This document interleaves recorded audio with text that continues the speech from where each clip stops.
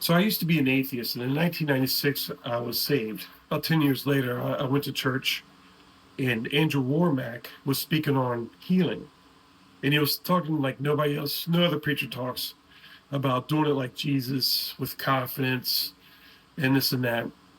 And so at the end of the service, he was praying for people, and I went down to get prayed for, and he prayed for a bunch of people. And he gets to me and lays hands on me. He says, "You have a special calling from God.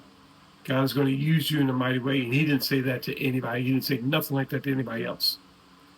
So I started praying, like problems in my body. I had a back problem. I had a fever one day that week I was going to have to miss work. It was pretty bad. Full blown fever. Instantly goes away. The back pain instantly goes away. I was praying for coworkers with 100% results with everybody. It was all minor stuff like aches and pains, this and that. One manager had cramps in the legs, instantly went away.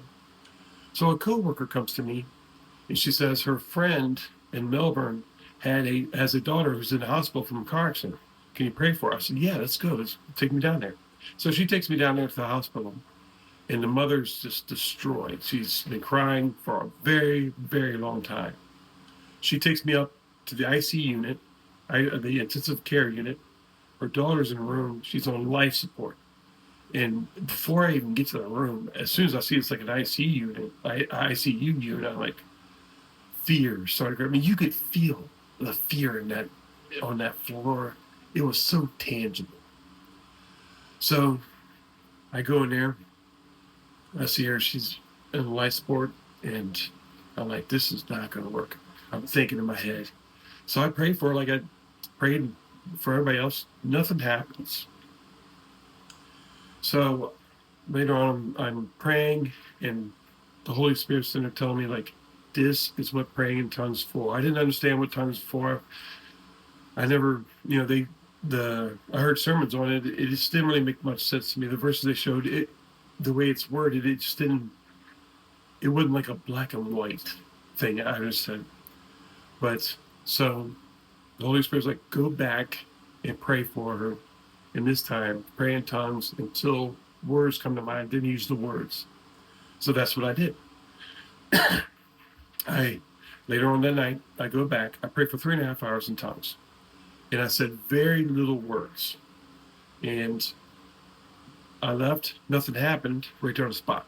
About a month later, coworker brings me a newspaper with a full spread story of the whole thing, all the details. She was in a T-bone accident. She pulled out in front of a big truck. Bam. They get her in the hospital, fractured skull, broken bones. She was messed up. They told us, listen, she's not going to make it. You got 24 hours, call the family. So that's when I came down, prayed for her. She walked out of that hospital with a full recovery. They said she has a minor speech impediment that they said that'll clear up. And the doctors called it a miracle. And obviously, if it made the newspaper, big full spread, it was a big deal. And that's what happened. Now, the tongues thing, what happened? What was the difference?